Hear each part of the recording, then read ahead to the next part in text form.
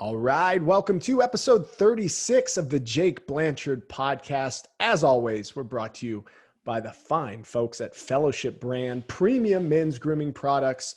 I just got word that they're sending me a few products they have not released yet. So I'm excited to try them, excited to tell you all about them. But in the meantime, go follow them on social media or go to fellowshipbrand.com and buy some of their awesome beard products. And just remember, use the code JBP at checkout and get yourself some free shipping on that first order of oils and balms and dabber wax and all kinds of cool stuff for your beard. My guest today is Sarry Ibrahim. He's a financial planner and he's a member of the Bank on Yourself organization. He helps real estate investors, business owners, and full-time employees grow safe and predictable wealth regardless of market conditions. He's also the host of the Thinking Like a Bank podcast, which is an awesome new podcast. Go follow it right now. And he's a guest on a bunch of financial podcasts. It's kind of where I heard from him or heard of him. I feel like he's on a new podcast at least once a week, and he's very active on LinkedIn. So go follow him now on LinkedIn as well. Sir, pleasure to have you on the podcast. Thanks for carving out some time. How are you today? Hi, Jake. Thank you so much for having me on, and thank you so much for that nice introduction. Oh, for sure. Hey, where are you joining us from? What part of the country are you in? I'm in Chicago, Illinois. Okay, what part of Chicago? I know Chicago enough to be dangerous. So like, Okay. I'm on the north side in the Lincoln Park neighborhood. oh, very fun, man. Lincoln Park, that's cool. Yeah. How far that is from like North Shore? North Shore, probably like 15 minutes without any traffic. Okay, that's not bad. Yeah, I've been Yeah. in that area before. So what are you doing out there in Chicago, man? Why Chicago? So yeah, I grew up in Chicago. I grew up in the southwest suburbs of Chicago and near Orland Park. Lived there my whole life, moved to the city about 3 years ago with my wife. She's a nurse and we live in Lincoln Park. And we're probably going to be here for another, I don't know, maybe another year. And then we're going to move to the suburbs after that. For those of you who know Chicago, it's a pretty expensive city and you Yeah. can get like a lot more real estate wise, a lot more space out in the suburbs, only like 20 minutes away. So that's why we're going to move out to the suburbs, hopefully in like the next year or so. Very cool, man. Very cool. And so, like, let's talk about, you are a passionate professional in the financial services field. You tend to, and you're very outward about it. You're putting information, content out all the time, tips and tricks and those types of things. Did you start out in the financial space, or like, how did you find yourself fascinated with money as a youth? Like, how do you get into this line of work? Yeah, so that's exactly where it started when I was a youth. When I was younger, I was always kind of intrigued by money. I didn't know much about money. I just knew that it was really important for a lot of people. You know, I knew that it was usually the root for a lot of opportunities or even problems in people's lives. Like it was a huge barrier. People talked about it. People did things that revolved around money. People go to college, for money. People, travel. People who live in different places around the world. People immigrate. All these types of issues and ways of living usually revolve around money. It has a big impact on people, and not so much from like a level of greed and just needing more money, but rather from a problem solving standpoint. Like it's a tool that you use, it's a function, it has a purpose. You use it to get from point A to point B. And I kind of realized I want to understand how this works. I want to understand how this vehicle works, how this tool works. And it was kind of a vague idea. I didn't know really, this financial consultants, bankers, accountants. I didn't really know much about these industries. But I went to college. I actually got my bachelor's degree in criminal justice. And I kind of took like a turn in college. I wanted to be a criminal defense attorney. So I got my bachelor's degree in criminal justice. And then after that, right before I went to law school, I was like, I want to go back to that money ideas that I have, that money problem, solving money problems. So I went to get my MBA. And then while I was doing my MBA, I was like, all right, now I need some work experience. I can't just get an MBA and just not have a full professional job yet. So while I was doing that, I was working at Allstate Insurance and I was working in sales and marketing. And I really enjoyed it a lot. I thought it was the opposite. I thought I was going to hate doing sales and marketing at an insurance company, but I actually loved it a lot. I loved dealing with people, back to the whole problem solving thing, just connecting the dots for people and helping them, guide them in the right direction. And then from there, I was do my MBA with a concentration in project management. And I just I finished the degree, finished the concentration, but I just let project management go, dove full time into insurance. then transitioned from there into working in the healthcare organizations. So I work with companies like Blue Cross Blue Shield, Humana, Cigna Healthspring here in the Chicagoland area. And I was working with a lot of retirees. And then one of my clients asked me if I could help him with life insurance. And he mentioned like there's life insurance, there's cash value, it builds up over time. And I had no idea what he was talking about. But I was like, he's onto something. It sounds really appealing and something that's very helpful. And I decided to do more research, and I went to Amazon and I searched for books on life insurance. And I came across this book called The Bank on Yourself Revolution by Pamela Yellen. That's the title of the book. Read it, and I love this book. And I presented it to my client, and he really enjoyed it. And I was like, the material in this book isn't just applicable to retirees or people in retirement. It's applicable to anybody who makes money, anybody who earns money in any way could utilize these strategies. So then I became a Bank on Yourself professional, then founded the company Financial Asset Protection. And then since then I've been on a bunch of shows talking about this Bank on Yourself concept and how powerful it is, and why I think, in my opinion, every full-time employee and every business owner should utilize this strategy. So I know there was a ton of talking. Yeah, so I'm just gonna pull over now. I love that. I'm gonna pull over for a second. No, I have to do that all the time. I think that one, awesome story how you get into it. Let's talk about the Bank on Yourself concept. I'm not familiar with this book, but I would say a lot of people probably share the same sentiment. One, because the world of finance is really complex, there's a lot of gurus, a lot of books, a lot of strategies. There's a lot of noise out there as far as like, is this truly something that'll help me protect and build my wealth? Or is this just another like fad? Or is this something that's high risk that's being touted as not? Maybe help me understand kind of the landscape. What are the parts and pieces of the Bank on Yourself concept? And then why is this something that is so applicable to people? And maybe for the first time investor or the skeptic? Yeah, so those are awesome questions. And I think, yeah, you're right. So there's a lot of different fads out there, a lot of solutions, a lot of different concepts. And it's your job as the investor and the saver ultimately to do your research, do your homework, and to have the right people on your team, the right professionals, the right advisors on your team to help you guide you in the right direction. And with that, kind of the basic outline of what it is, of what the Bank on Yourself concept, it's a bit of a counterintuitive approach. We talk about business, we talk about growing wealth and protecting your wealth and all these ideas. And then as soon as we say life insurance, people are like, I didn't think we were going to talk about life insurance. But to kind of back up and give more context behind that, in general, there's three types of life insurance. There's term life insurance, whole life, and universal. So term is like it has a set period of time. It's either 10 years, 20 years, or 30 years. It has a start date and an end date. And typically you use it only for life insurance. There is no equity or cash value in the policy. So somebody who's 40 years old gets a term life policy for 20 years. They pay for it, every month, like $50 or $100 a month or however much coverage they have. They pay for it for every month for 20 years. Once that 20-year period hits, the policy expires. They can renew it if they want at a higher rate, or they could just walk away and just leave it alone. The insurance company keeps those premiums. Over 99% of the time, that's what happens. The insurance company keeps the premiums and people live, which is a good thing, of course. And then there's whole life insurance. Whole life insurance is a permanent form. It has a start date, but it doesn't necessarily have an end date. It ends either when you pass away or cancel the policy. And the other difference is with whole life, it has cash value in it that's growing and accumulating and earning interest and dividends. So it has two functions. One is the life insurance and the other is like a savings account within the policy. And then universal is kind of a combination, I would say like a combination of term and whole life. It has some variances, some variable structures to it, but to kind of not confuse anybody, we're talking mostly about whole life insurance, specifically the utilization of cash value, whole life insurance, and building that up over time, and then using that for self-banking purposes. That's what the Bank on Yourself concept entails. It entails using whole life insurance for cash value. And a lot of people are like, yeah, I get it, but why whole life insurance, And there's some things about whole life insurance, specifically the Bank on Yourself way, that differentiate it from other savings and investment options. And I would say mostly on savings options, not necessarily investment. It is not an investment. We could use it for investments and alongside investments, but the whole life policy is not an investment in itself. It's a saving strategy that you would use.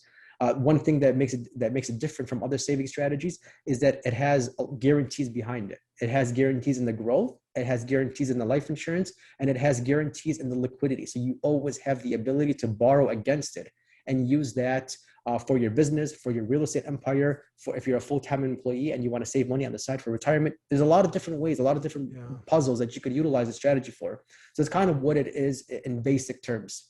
Okay. So let's keep it at an elementary level. One for myself, and then two for the listeners. I actually just sat a good buddy of mine. Shout out to Daniel Camaro. I just actually listened to him provide a very similar discussion on banking on yourself, and really opening my eyes to whole life in this way. So give some examples then about how you can leverage this as a financial tool. You mentioned for building real estate, you mentioned, to have that liquidity to be able to pull out and invest in X, Y, and Z.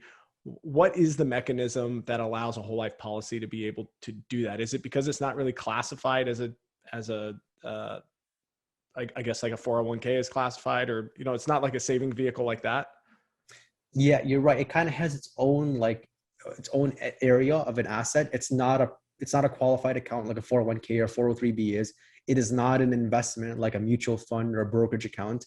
It's a saving strategy, a whole life insurance policy in of itself with a savings option in it. And one example could be like a lot of our clients are real estate investors. And one thing with real estate investing is that there's a constant need for liquidity and a constant need for like churning cash over and over again. So you buy a property, refinance, take the money out, buy another property, use the rental income from that to pay. There's a lot of like liquidity needs within real estate investing. But there's also that also stretches into another problem.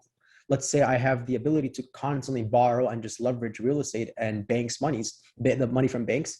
But the problem is where's my cash living? Where does it grow?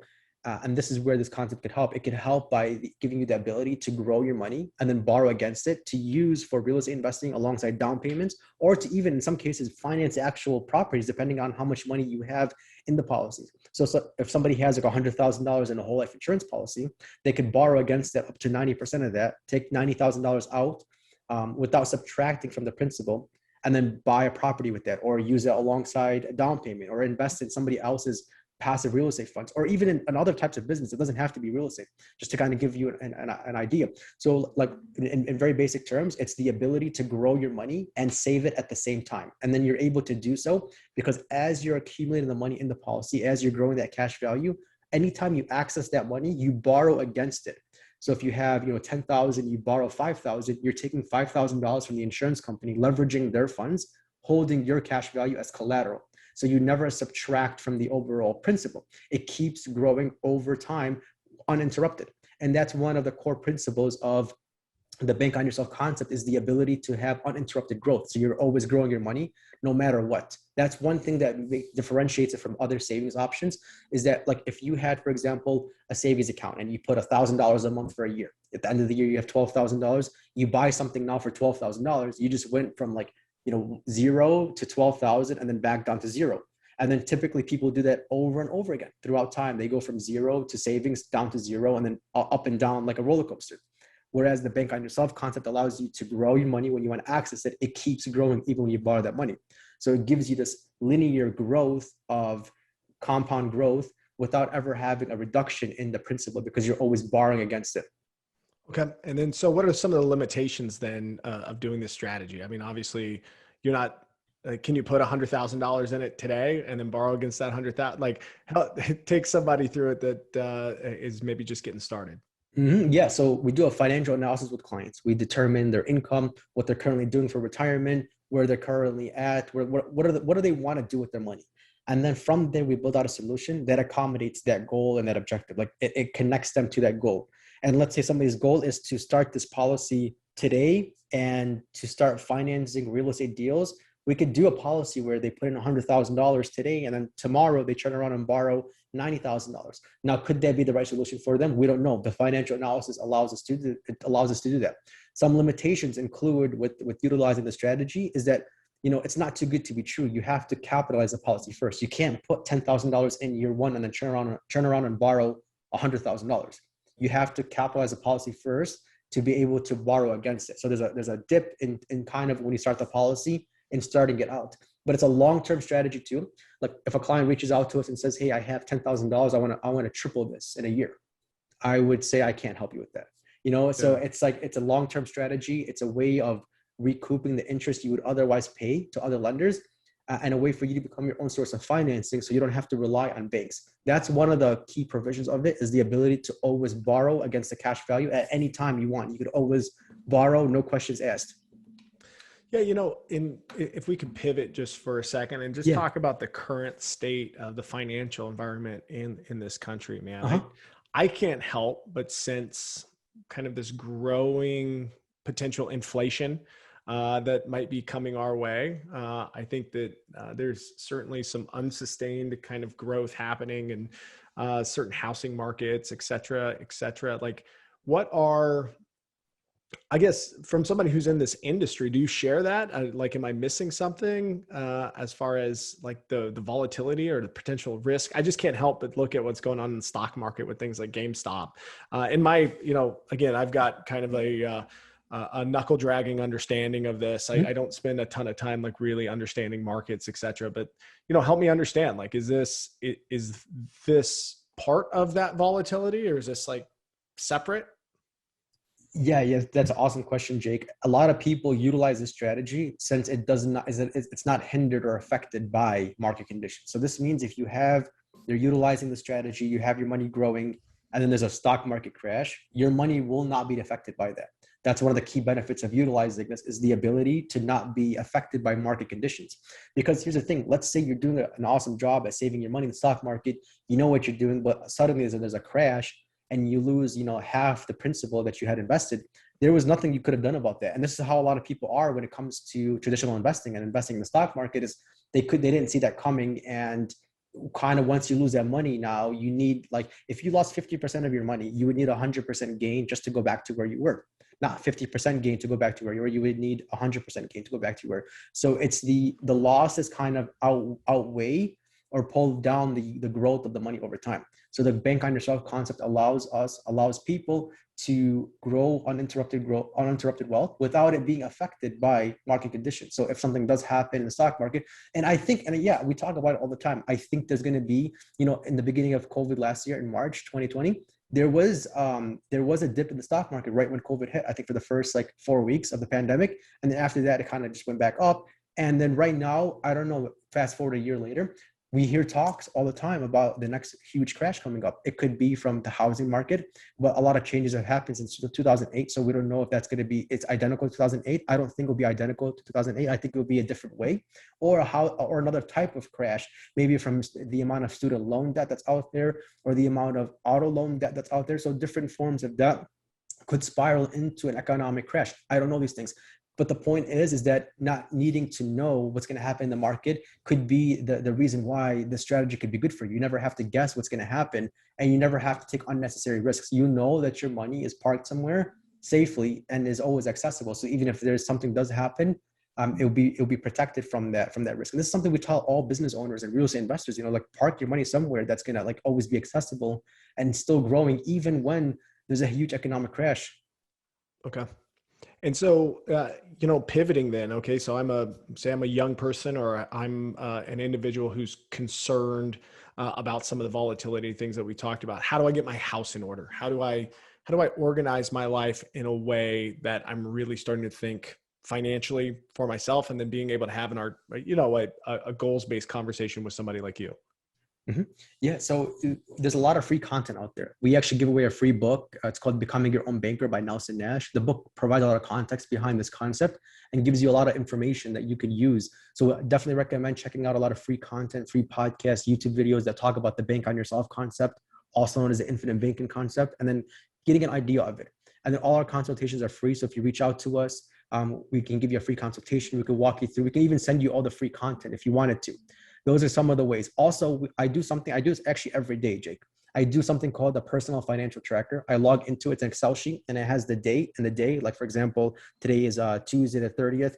And I put in, like, for example, how much I have in a checking account, and then how much I have in savings, and how much I have in cash value life insurance. And then other places where I have some Bitcoin, you know, and other places. And then that's like the asset side that I have. And then on the right side of it, I put like, if I have credit card debt, like credit card number one, how much is the debt? Credit card number two, you know, auto loan. I don't have any auto loans, but I just, if I did, I would put it in this column. And I do this every single day. It takes me about 5 to 7 minutes to do every morning. But what's happening is that I know exactly how much money I have, how much money I have coming in, and how much my debt is every single day. So this has helped me. And I've been doing this for about 3 years now. It's helped me a lot with reducing debt and increasing my assets over time, because I know it very well, you know, and I know my situation well. Not that I know in general financial services really well, but specifically I know my situation. So I created an Excel sheet, like a template that I just sent to clients now for free. So it's just an Excel sheet that clients can just plug in every day. And I do recommend that you spend about 5 to 7 minutes every morning just logging into all your accounts and then seeing everything.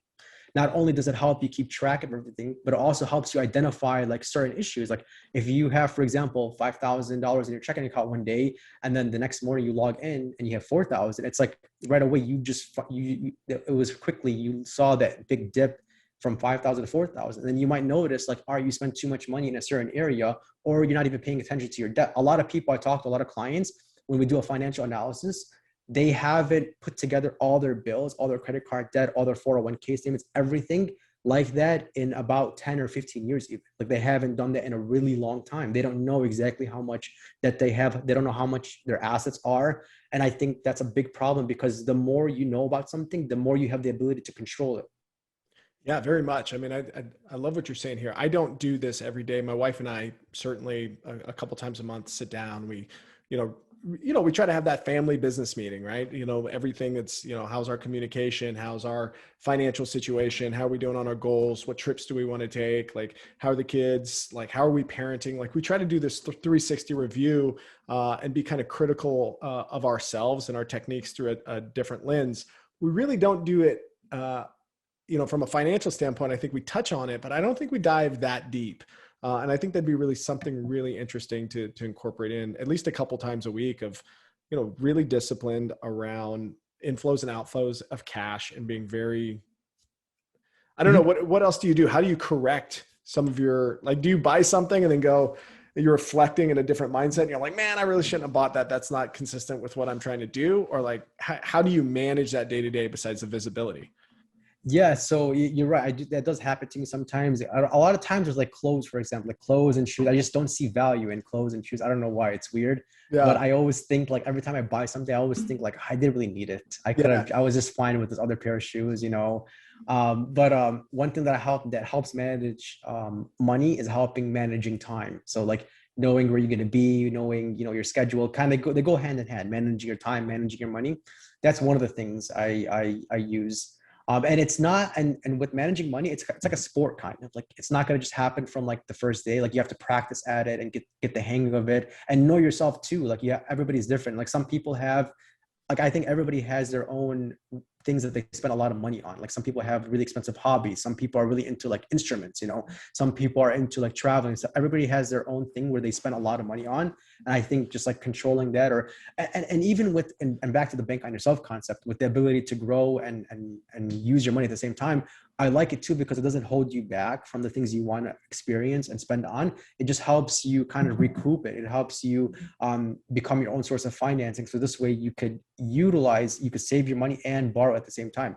So kind of, I'm all over the place right now, but understand the concept too helps with financing the things you really want in life. No, I dig that. I think that, at least in my own experience, one of the things that I've struggled with was financial honesty. Like really just being candid and transparent with myself about the things that I'm interested in spending money on. And then like, hey, it's okay. You're a human being. You have interests and hobbies. You don't have to hoard away every penny. Mm-hmm. Like that's not the goal. The goal is to live kind of a balanced life. Mm-hmm. But there is a tipping point of like excess in mm-hmm. that, and like really recognize, and you have to have an overarching strategy in order to get to what is that number, what is that budget, what is that thing that I'm doing day to day or week to week. So really interesting, like discipline around what you're doing here with that spreadsheet. So people can reach out to you for that spreadsheet. Yes, absolutely. Where do they find you? Yeah. Yeah, they can go to assetprotection.com, FIN, Yeah. assetprotection.com. And I'll send them a free copy of the book and that Excel sheet for free. And they don't need to schedule an appointment. If they don't want to do that now, they don't have to. They could just get the free resources, and then if they want, they can come back for the appointment. Okay, I'll put a link in the podcast for sure. And as we're wrapping up, hit that name again for sure. So what else did we miss, man? We've talked a little bit about whole life. We've talked a little bit about leveraging that as a financial vehicle in order to borrow against, to potentially invest and grow your individual wealth, whether that be real estate or, some other kind of investment. What else is beneficial in this landscape as we're sharing with the listeners here that they should be thinking about or, potentially researching? Yeah, taxes play a big role in saving your money and in your business. Okay. So like one problem a lot of business owners have, because a lot of business owners make a lot of money, is taxes. So one of the advantages of utilizing the strategy is the ability to grow your money tax deferred. You can grow it without having to pay tax on every year. And then in most situations, you can access that money tax-free because you're using after-tax dollars. What that means is you work now, you pay tax on your money now, and then you deposit it into the account. It's going to grow tax deferred. And when you take it out, it's tax-free now, because of this is how whole life insurance policies work under current tax law. And because you've used after-tax dollars to fund the policy. So consult with your tax professional before utilizing the strategy. But there's a ton of tax advantages with utilizing this with the whole life policies. So that works kind of like a Roth then, in that way. Okay. All right, that makes sense. I say you brought up a good point with Roths. So there's some downsides to them that whole life insurance have. So one, with the Roth, there's a cap. I think it's like $6,500 a year. If you're under the age of 59 years old, the max you could add towards a Roth is 65 or 7,000, one of those two. I have to check those numbers, but there's a max on it, how much you could add. And then you can't touch that money until age 59 and a half. So some liquidity issues with a Roth. Whereas a whole life policy, there is no contribution limits. It's based off of your income. Typically, you can get about up to 25% of your annual income. So if you make $100,000 a year, you could put $25,000 a year into a whole life insurance policy. And then the growth of it, you can access it at any time, at any age. It doesn't matter. There's no age or time restrictions on accessing that money. Wow. That's awesome. And then you used a word that maybe could use some additional clarification or definition, which is asset protection. What does that mean in your world? Yeah, asset protection just means protecting your money, your stuff. Primarily your money. Actually, it's protecting it from outside risks. So a lot of business owners, real estate investors are exposed to creditor risks, people trying to sue them. And it doesn't necessarily mean you have to do something wrong or unethical to get sued. It's just a lot of people are targets. A lot of people who have a lot of money are targets. And this isn't by any means legal advice. Consult with an actual attorney, But just one of the things I want to point out there as far as asset protection is that in a lot of states, in most states, the cash value of a whole life insurance policy is protected from creditors and outside risks. So what that means is, for example, in the state of Illinois, where I'm at, if I have, $1 million in cash value life insurance, and then somebody sues me and somebody wins and they take all my assets, they could take everything but the whole life insurance policy. So this is a good way to kind of keep your money like under the radar, if you will, without having to expose it to creditor risks or other risks too. Because a lot of people, one of the downsides, I guess, to becoming wealthy is the exposure to lawsuits. And this strategy kind of helps with that. Again, check with your attorney and check with your state. Not every state has these provisions. I think that the big states do, like Illinois, California, Texas, Florida, and New York. They have a lot of asset protection regarding whole life insurance, the cash value of whole life insurance and annuities. But again, check your state. And it's pretty cool because one thing that's really cool is you have the ability to grow this wealth kind of outside of public records. Nobody could really find out about it. It can be leveraged in a lawsuit. It's judgment proof. And then at the same time, if you needed to prove your wealth, you could do so too. So it's almost like you can control who sees how wealthy you are. If you, for example, real estate investors that are passive real estate investors, they may have to show that they're accredited investors. They could use their whole life insurance policy to show that they're accredited investors. Or if you're putting a down payment on a property and the bank asks you, where'd you get this money from? You could say, I got it from my whole life insurance policy. I'm using both. I'm using the whole life policy and the bank's money at the same time. So you could use it alongside different investment strategies or opportunities without having to go completely public about how much money you have. That's awesome. Yeah, that's what a really cool concept. Something to definitely dive in and look into. So you've been doing this a little while, and like I said, you're out online. You're very vocal about trying to get people to shine in a spotlight on this often overlooked area. How's the journey been as far as being an entrepreneur and focusing on business development and trying to convince people to do business with you? Like, failures along the way, successes. Like I love that process. Tend to talk about that a lot on the podcast. So what's the journey been? Yeah. So in short words, it's been difficult, especially in the beginning. It's been hard. Typically, I think for financial services representatives, the turnover rate is about 95%, something ridiculous like that. It's like 95% don't make it for 4 years. So a huge turnover rate. There's a lot of competition. There's a lot of competition from big banks, big hedge funds, financial advisors out there. So it might be difficult. It was difficult for me to deal with people, but I just kept going. And I remembered I was in a meeting one time with one of the companies I was working with, and somebody asked this guy who was like like the regional director for this company, and he was explaining how somebody was asking him like, how do you survive in this industry from how difficult it is? And he said, all you have to do is last. That's it. You just have to last for 3 to 4 years in this industry, and then the rest will come to you. So figure out a way to make it to work every day and keep going without having to give up. And that was the only thing I needed to really do. Is everything else was difficult. There were a lot of months where I did in the beginning where I didn't have enough, I wasn't bringing in enough income to pay for all my bills, but I had strategies and I kept learning from previous mistakes. So I would start the business and then put it on hold and then go get a consulting job. But I never really quit the job. I just put it on hold. And every time I did that 3 times until I went 100% self-employed. But the third time I went self-employed, I already had experience from the last 2 times. And I actually made a list of the things that I did wrong the first 2 times. So this way I knew the third time I would learn. Like number 1, I didn't have a business plan. I didn't have a marketing plan. I didn't have a budget plan. I didn't even have an objective of what I wanted to do. I just kind of vaguely said, I want to be an independent financial advisor. And again, that's kind of vague. So I started to make it more specific. I want to specialize in this product. And then how do I want to do that? I want to do that via podcasting, via my own podcast, as well as a guest podcast. How many do I want to do? I want to do 1 a day, 1 or 2 every day. How am I going to get there? I'm going to hire an assistant that's going to help me put together lists of podcast hosts who we might be a good fit. I'm going to use LinkedIn. So I just kept like digging. And then back to what that director said about lasting in the industry. When you're in a profession for 3 or 4 years, you ultimately come across things that you would have never learned the other way except for doing it.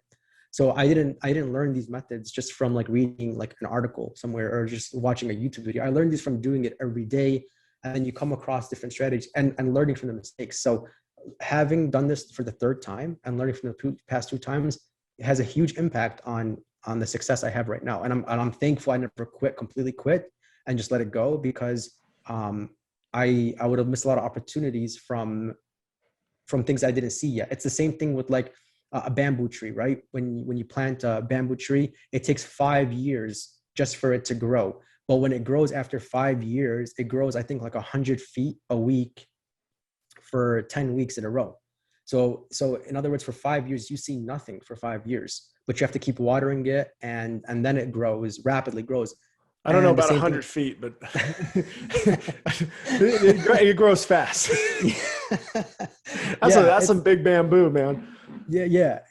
And that's how I think business is too, is that, it depends on the industry and the type of business, but for the first few years, you see nothing. A lot of business owners, for the amount of money they invest in the business, they have equal to that on the side, just in savings, just to pay themselves in the meantime until the business takes off. But once it takes off, it grows rapidly, like out of control. And this is how a lot of people, this is how they become very wealthy over time, is through entrepreneurship.